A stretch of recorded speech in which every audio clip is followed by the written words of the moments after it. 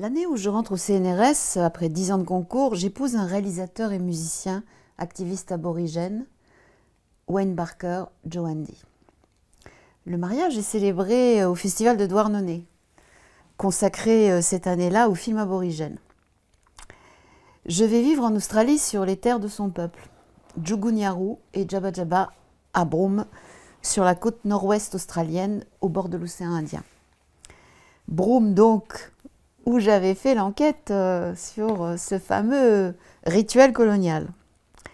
À Broome, j'accouche en 1992, puis en 1994 de nos 2 filles, Milari et Nidala. Je travaille sur l'histoire orale de la région avec leur grand-mère aborigène, Teresa Barker, très engagée dans la mobilisation des femmes aborigènes et la revitalisation de la culture qui a été beaucoup plus touchée sur la côte nord-ouest, interdite par les missionnaires, que pour les peuples du désert qui ont pu continuer leur rituel, même si de temps en temps il y avait des interventions missionnaires. Je fais des généalogies, des immenses tableaux généalogiques pour servir aux revendications territoriales. En mars 1991, nous avions filmé avec Wayne un petit documentaire sur l'art de Balgo avec le peintre Mick Gill. C'était financé par la galerie Baudouin-Lebon de Paris pour une exposition itinérante de peinture sur toile que j'ai pu acheter dans cette communauté du désert de l'Ouest, Balgo, ainsi que des œuvres de l'Adjamanu, donc dans le désert central.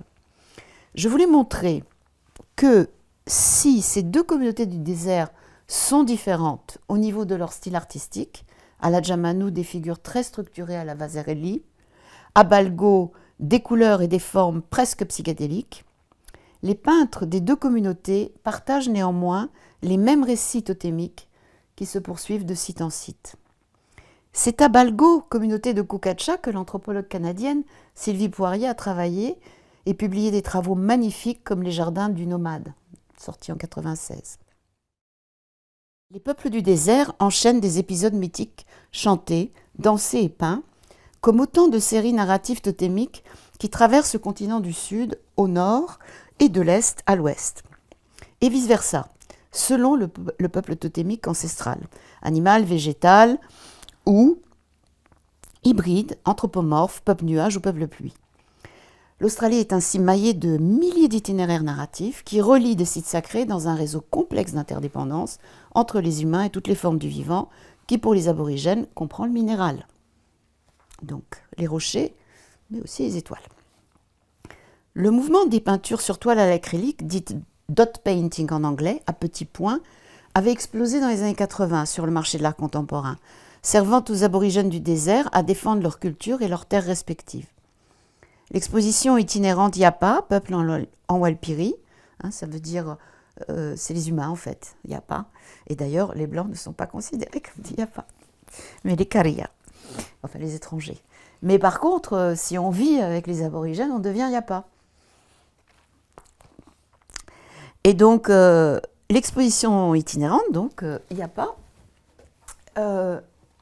voilà, a fait l'objet d'un catalogue que j'ai composé et où d'ailleurs j'avais convié Sylvie Poirier à participer. Et voilà. Donc dans les années 90, je cherche à mettre en valeur la mémoire collective, le principe associatif réticulaire des rêves et des cartes cognitives aborigènes qui ont pour engramme des traces de paysages, des sources, des rochers célébrés comme des sites sacrés, mémoire de la Terre, de la matière et du cosmos. L'arrivée de l'hypermédia, puis de l'Internet, va me permettre une forme de valorisation de cette vision cosmologique. Je vais développer l'hypothèse que la manière réticulaire dont les aborigènes lisent les liens narratifs et chantés entre leurs sites géographiques et célestes est fondée sur un certain fonctionnement associatif du rêve.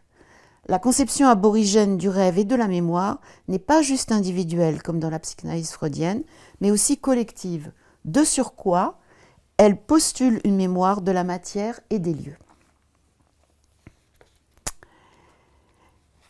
Cette compréhension réticulaire, donc rhizomique du vivant, qui n'oppose pas l'esprit à la matière, a été refoulée par le développement binaire de la philosophie occidentale et de la pensée scientifique, qui oppose ainsi de manière exclusive aussi hommes et femmes, nature et culture, vivant et mort, etc. Je propose dans les années 90 que le développement de l'Internet, au départ réticulaire et horizontal, nous permet de mieux comprendre la cosmovision et les pratiques aborigènes qui furent incomprises dans l'histoire de l'anthropologie, dont Durkheim et Freud, du fait des préjugés dualistes de leur époque. En 1995, vivant toujours à Broome, je me lance dans la réalisation d'un programme pour Internet, avec l'assistance de l'IRD, afin de développer une carte interactive qui propose en texte, chant, photo, audio et film de rituels, de faire comprendre comment on peut naviguer dans ce réseau de récits inscrits dans le paysage. En concertation avec différents anciens, alertés par les dangers de l'Internet, je développe plutôt un programme de CD-ROM. Nous choisissons parmi toutes mes données de privilégier 14 constellations d'univers totémiques Walpiri qui s'entrecroisent sur une cinquantaine de sites sacrés, parmi des centaines d'autres. La sélection est favorisée par le fait que ces 14 constellations sont celles qui sont le plus souvent peintes sur toile à l'acrylique depuis le milieu des années 80, parce qu'elles correspondent aux totems des gardiens et des gardiennes, des terres et des pistes de rêve totémiques concernées à la Jamanu. Donc on développe comme ça une carte interactive. Ça c'est pour le pense-bête. Et on peut en fait, c'est le sommaire, on clique sur une des pistes et on a à peu près 1 heure de navigation, il y a 14 pistes.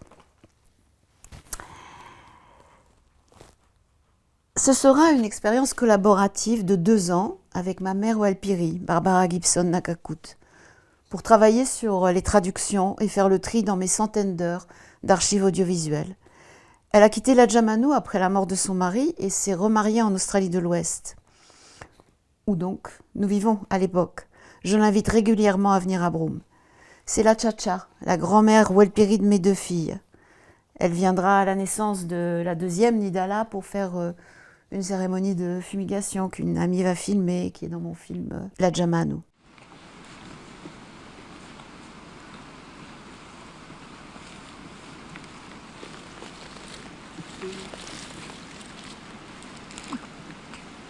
She likes it.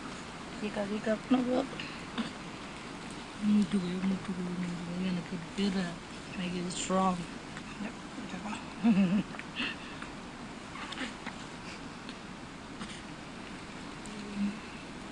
Mutu.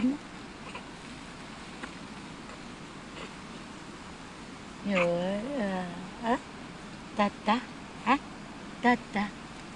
tata make it strong. Yana kidan cool, really strong yana grab, big. And it, see, be really strong like that now. People men lang smoke, make him really good, strong. You can have good strong phone, no weak. Really good one. Aba. Ini dah makan lok nimpi pik tilagal president baik. Ini kai bakar ko baik. Ini kan luar bolong. Yeah. Yeah, that was good. That was good. Yeah. Big me ganim cuma. He's strong. Oh yeah. You want some yum na?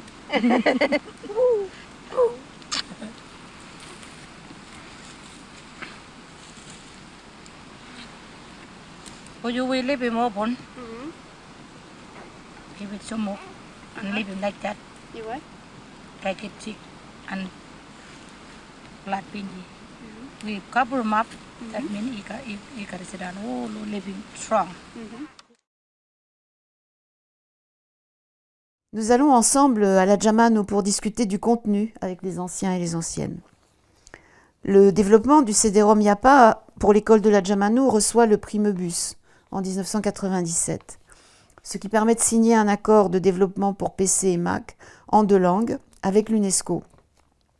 La négociation avec la communauté de la Djamano, le centre d'art et le conseil aboutit à une licence CD-ROM pour les universités et les musées, avec un contrat pilote reconnaissant pour 25% la propriété intellectuelle de 50 artistes, hommes et femmes, aussi responsables de rituels. Voilà. J'avais en fait décidé de mettre en couverture du CD-ROM la couverture de ma thèse de 3e cycle qui avait été faite bien des années avant. Donc la Terre vue du dessus et vue du dessous. Les 2 concepts aborigènes que j'ai traduits par dessous virtuel et dessus actuel qui expliquent toute la vie rituelle comme n'étant pas justement exclusive mais une transformation constante d'actuel en virtuel et aussi de revirtualisation de ce qui est actualisé, comme par exemple par les tabous autour des morts, mais aussi pour assurer la reproduction des choses. L'enjeu, c'est non pas d'accumuler comme nous faisons, mais de rendre ce que l'on a pris à la nature.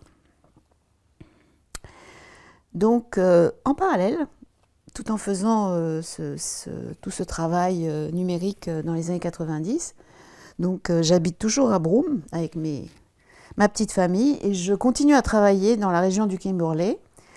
Avec mon mari Wayne Barker, nous partons en voilier notamment pendant 10 jours pour faire l'inventaire de sites de peinture rupestre avec le chaman David Maljali Bangal des peuples Nyarinine et Worora dans le nord-ouest. Au cœur des années 90, j'enregistre régulièrement des heures d'entretien avec lui. Des leçons inouïes de préhistoire, de cosmologie, d'échanges économiques et d'écologie, que j'ai publié ensuite. C'est une des parties du livre Rêve en colère.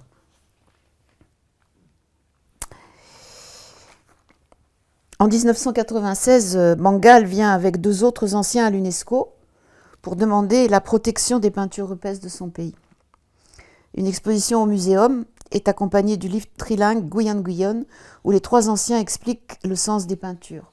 Ce livre a été possible grâce à Pierre Brochet, qui nous a quittés aussi il y a 2 ans maintenant, et qui avait été fasciné par ces peintures aborigènes. Le travail filmique de Jeff Doring, qui accompagne leurs témoignages, permettra plus tard la restitution des terres aux Nyarinine du nord-ouest australien. Avec Wayne, nous développons un projet de film interactif qui comparerait 4 régions et 4 thèmes sous la forme d'un jeu avec des missions à accomplir où on jouerait le rôle de 2 jeunes aborigènes. Une jeune femme à la recherche de ses origines car sa mère a été retirée de force à sa famille dans le désert de l'Ouest parce qu'elle était métissée, la fameuse génération volée dont on a parlé avant. Et elle rencontre un jeune danseur du peuple Yolngu de la terre d'Arnhem, région côtière et forestière du Nord. Le projet de jeu interactif consiste à aider les 2 jeunes à atteindre 4 objectifs qui sont une pédagogie proposée pour l'enseignement en anthropologie. Apprendre la parenté aborigène et la recherche en archives. 2e objectif, monter une exposition d'art aborigène. 3e, survivre en brousse et négocier résister contre la destruction des terres par les mines. Et 4e, organiser un festival de performances culturelles. 4 activités dans lesquelles beaucoup d'anthropologues sont impliqués. Beaucoup d'institutions australiennes sont séduites par ce projet et une coopération avec la France, mais le projet ne sera pas financé par le CNRS, c'est trop tôt. En 2000, les décideurs en sciences sociales ne comprenaient pas l'intérêt de la créativité numérique. À peine aujourd'hui d'ailleurs.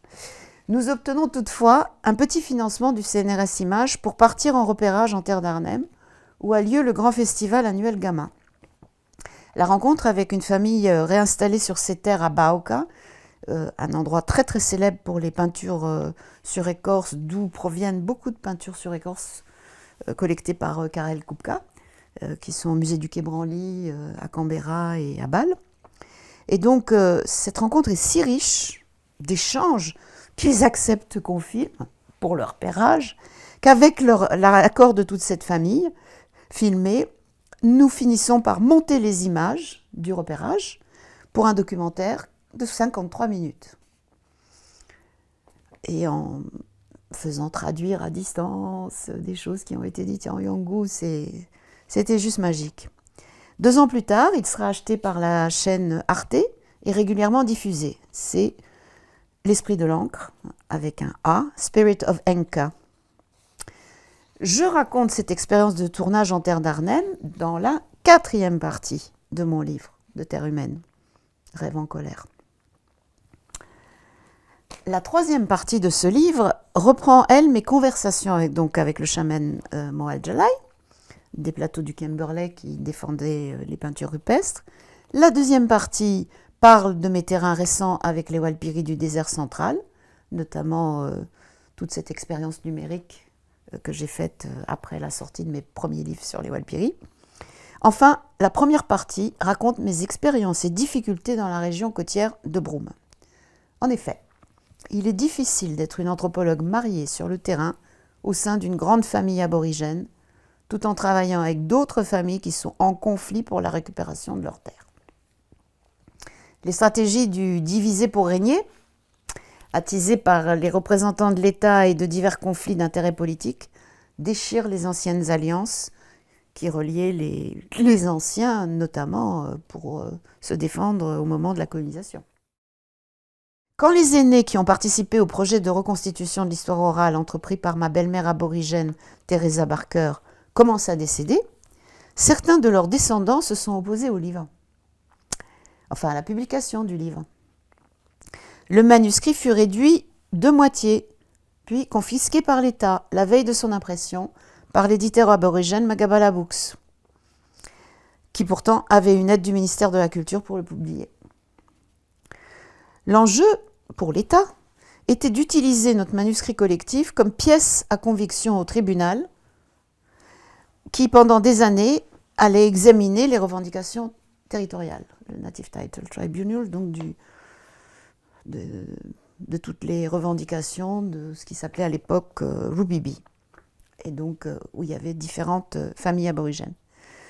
Les aborigènes doivent démontrer leurs liens historiques et culturels pour prouver la continuité des pratiques de leur culture exigées par la loi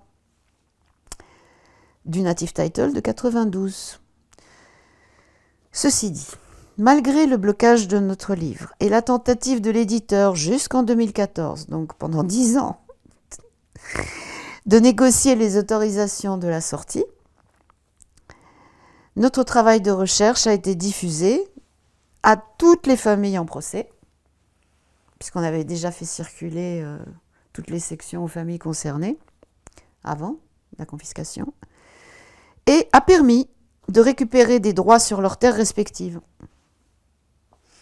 Ce livre s'appelait Lian, concept Jugun et Yaru, qui se rapporte au siège des émotions, telle la colère.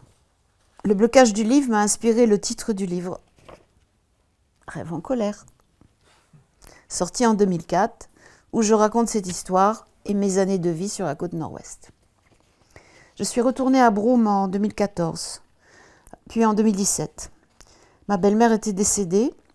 Nous avons alors convenu avec sa fille, Pat Mamanjum, artiste et écrivaine qui a fait revivre sa langue Jugun, de mettre les archives du projet d'histoire orale sur le site Otsas.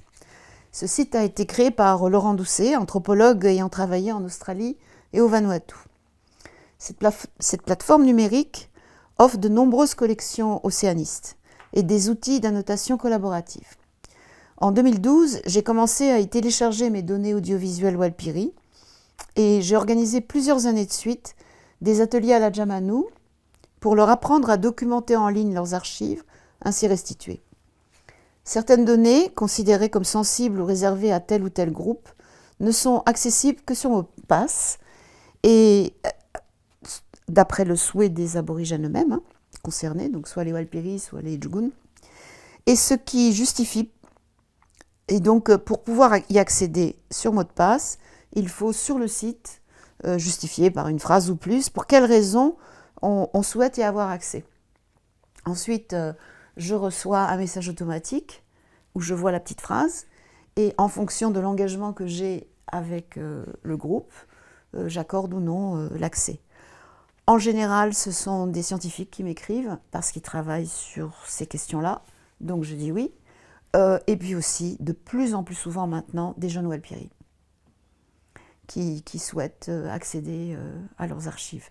Mais je ne peux toujours pas mettre en accès libre quelques 90 heures que j'ai de récits qui sont très très importants aujourd'hui pour les revendications territoriales des anciens qui sont décédés, et des chants qui ne sont plus chantés parce que des rituels aussi se sont considérablement arrêtés, parce que ça a été mis en ligne en paquet, les 90 heures, et que du coup, il y a des choses dans ce paquet qui sont vraiment hyper secrètes, réservées aux femmes de l'époque de 1984, où on est allé en convoi, hommes et femmes, avec le fameux cycle Kajiri, pour le transmettre à côté de Ayers Rock, Uluru, à un groupe qui voulait adopter ce cycle parce qu'ils pensaient que ça pouvait, entre autres, les aider dans leurs revendications territoriales.